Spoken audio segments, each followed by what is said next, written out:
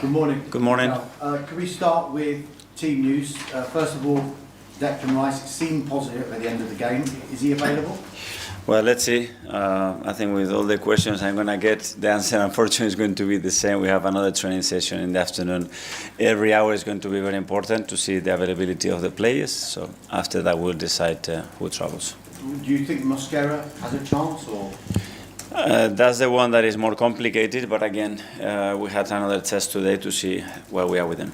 Earlier on this week, you said a matter of days for the likes of Leandro Trossard and William Saliba. Yeah. Are you hopeful that they can play a part tomorrow? Yeah, it is a matter of days with those two, for sure, yeah. Okay, any other issues you can tell us about? No, hopefully no more. So, okay. All good. Can I just ask you and follow up on something you mentioned the other night? You spoke about the fixture schedule. Mm-hmm. It's 63 hours, less than 63 hours between the time you left the pitch against Brentford and the time you're going to take to the pitch. Is the football calendar more generally getting a bit out of hand, and do you feel that the product at some point is going to suffer? I don't know. I don't think we have to get to that stage. But the only thing I said is whenever it is possible to help and give the players an extra day or hours to fulfill the maximum potential, let's do it. That's it. We are ready. We are ready from today for tomorrow's game. That's for sure. Just on this is the second weekend in a row where it's actually third against first in the Premier League. With regard to Aston Villa, just at this moment in time, would you say that is there a tougher test in the Premier League just now? Well, for what they've been doing, the way they've been playing and winning matches, certainly is a team that is in great form, and we know that. We know obviously the manager and the incredible job that he's done there as well. So we know the task tomorrow, but we always take it as an opportunity. You mentioned the manager and the incredible job you say he's done. Is there extra motivation for him because he managed here and maybe it didn't work out as he would have liked? And does that make this game even harder? I don't know. I think when you look at Unai, his career and his motivation level everywhere that he's been and the impact that he's done, it's always been remarkable. So I don't know. That's a question for him. But in my opinion, he never needs anything extra. I think he's got enough on himself. I think the last 3 weeks on a Friday, we've been asking you whether the following week is going to be a statement week. Is it? How important is it? Well, we're here again, but given it is a team like Aston Villa and a team that you may have had a few problems against in the past few seasons, if a victory was to be achieved tomorrow, what kind of statement and message do you think that would send? That's consistency, again, to perform at the highest level and win another game. And then we will go back to the same question 3 days later in the Champions League and then at the weekend, because that's the nature of the game. And that's exactly how we have to take it every game. Thank you. Thank you. Hi, Hello. Talking about making a statement, of course you played first this weekend before the likes of Manchester City played. If you were to win, what do you think it does for the pressure on your side of rivals? I don't know. Every time you win a game, obviously, you are a little bit closer to your objective, and it's the only thing that we can do. We have to focus on performing, preparing really well for tomorrow. We know the kind of game that we're going to play, and be ready for it to fulfill our potential. Just going back to Christian Mosquera, what's the nature of his injury? An ankle. Yeah. Last weekend we saw you take Ricardo Calafiori off against Chelsea because he was on a yellow card. I know he's got 4 yellows. Is that something that plays into your mind when you're looking at the starting lineup, or is that more of an issue when the game starts? Both, but and especially the other day against Brentford, and especially with the situation that we had at the end of the game with the backline and the numbers that we have there. But it didn't happen, so good news. And just finally for me, talking about your backline, and of course I know you've had a couple of defensive injuries. Ollie Watkins has scored 3 Premier League goals this season, but 2 of them, of course, came against Brighton. Unai Emery said that the goals are coming for him. So what kind of a challenge does he pose to your defensive lineup tomorrow? Yeah, I think the collective threat that they have in terms of how they generate chances and what they do so well, and then obviously the individual quality that they have in front from different players. Yeah, talk. Hi Mikael, how are you? Very good, thank you. I saw Aston Villa win at Brighton midweek, and I asked Unai Emery whether his team were title challengers to you, and he said, no, you're the favourites to win the Premier League. Are managers already playing mind games with you? I don't know. I think each manager gives his opinion, and that's it, and we have to respect that, and that's it. Do you see Aston Villa as being a title challenger?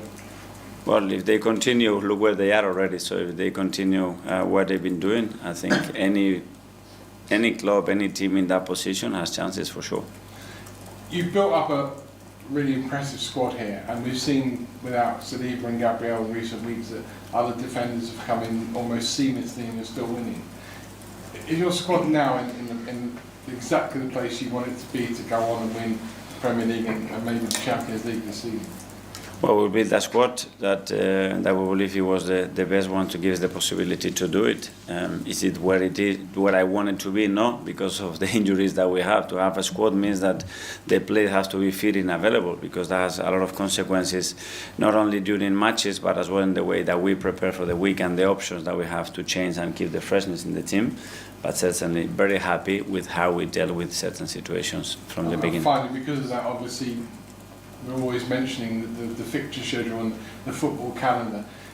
Are we either at a point whereby teams, to facilitate being able to play as often as they are with the quality that we want them to produce, going to have either teams having really big squads, like 30 or 40 players, or teams dropping out of one competition or another to make sure they have the space to have a rest?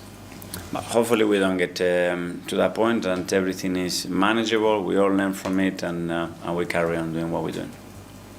Alex from BBC. Hi, Mikael. Hi. Sorry if I misunderstood. Just to clarify, Trossard and Saliba, are they going to be available for tomorrow? A question of date. So as I said before, after the training session we will know more. Okay. And then Mikel Merino, who's done such a good job playing as a striker for you. Is there a possibility that even when everyone's fit, he could be an option as a number 9? Well, I think he has earned at least the thinking behind it for the way he's performing and the impact that he's bringing to the team. So that's a yes. You said yes there, but does it make you feel that he could excel even further there? We've seen it with Kai Havertz, who when he joined wasn't a traditional number 9, but has grown into the position. Yeah, and then playing together, those two, even with Victor, it can be with Gabi, and that's things that we have prepared during the summer because of the squad that we have, and so far we haven't been able to do. Tom from London. Hi, Mikael. You rested some players in midweek, and I think some of them that came in did really well. Ben White, we talked a lot about post-match. How difficult is it then when natural and more regular starters come back into the lineup? Those conversations that you have with the player that's clearly done well, that finds themselves back on the bench once again. Well, we haven't had this situation too many times. I think the problem will be the other one, that you bring somebody in and he doesn't perform, and then the decision is so easy not to play him again. And we are not in that position, which is the position that we want to be in, which is exactly that, to have people in contention, whether it's to start the game or to finish the game, or to play whenever the team needs his qualities. And that's what we have at the moment with every player. And the injury situation is hopefully improving gradually, and you might be getting some other players back soon. It might get to a point, touch wood, where you actually have to leave some senior players out of a matchday squad entirely.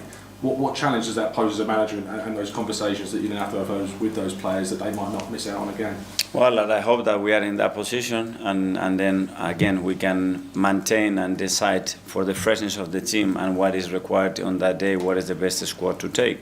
A problem that obviously a lot of clubs in this country are very familiar with. Simon Standard. Mikael, just check quickly with Mosquera. You said it's complicated. Are you worried it could be a serious injury?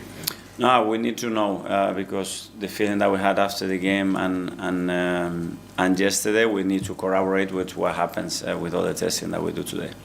Just also on the injuries, how has the sort of rate of injuries you've had, the number of injuries, changed how you look at the January window? Does it make you open to bringing someone in because of the injuries you've had? No, I mean, we always have to be prepared. I mean, the moment that we have an option to touch the squad, to improve the squad, or to protect the squad, depending on what happens, I think we need to be open for it. And from what is going to happen from here till the window is closed as well is football. So we don't know, but we're certainly going to be alert, and we know where the risk can come in terms of the squad, and be ready just in case we have to do something.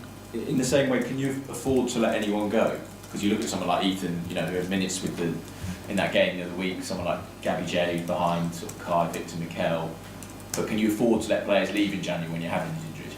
Well, at the moment, obviously, we haven't had a situation, as we mentioned before, that players are out of the squad for 3 or 4 weeks in a row. So at the moment, we know that the squad we have we are fulfilling it with the players that are fit. So at the moment, it's very clear that there is no option to do that. James, Athletic. Hi, Mikael. Hi. Every week we come and we ask you about different players, different injuries, and yet it hasn't been a kind of core defining narrative of Arsenal's season because of the quality of the results and the performances. Last season was a very difficult season in respect of injuries as well. We lost a lot of big players for long periods of time. I just wonder now, do you reflect on that period as a time where you, the squad, the staff, learned a lot about how to cope with that situation? Is that helping you be stable this season? Yeah, well, you certainly learn from those situations, and I think looking for solutions and being positive and transmitting that positivity and belief to the team is the main thing, because you cannot do anything about it. We had injuries that are totally uncontrollable, especially the ones that they were long-term last season, and this season a lot of the things happen as well. Learn from the things that we can control as well and the areas that we can improve. First of all, myself, and then take it as it comes and enjoy the ride. That's it. And just on Martin, obviously he's one of the players who came back in midweek into the starting 11. What did you think of his performance, and do you think he's in a position now where he's ready to be playing every 3 days like the calendar demands? Yeah, I think he's certainly capable of doing that once the injury is resolved. I mean, you see his stats, what he did on midweek after 6-7 weeks out. It's incredible. So we just have another player, another top player that gives us a lot, gives us something different to what we have in those positions. So very happy to have him. Okay, finally, that's like to Harry. Hi, Mikael. With the fixture schedule the way it is, we always talk about rotation. That seems to be a really common conversation. You haven't been able to rotate in recent seasons. How have you adapted to having obviously more options available given the bigger squad? And how have you changed as a manager in terms of just being more maybe open-minded to that now that it's an option? Well, great. I think it's something that I haven't experienced much, especially through long periods of time since I've been here, and it's great before the game. It's great because you can think about different ways, different relationships. You can accommodate players for the game that you expect to play. And what is great is that when you look at the bench and you said, now we can change the game. Or last year when we were from February to May, look there and we had 2 players, really. So that's a huge difference.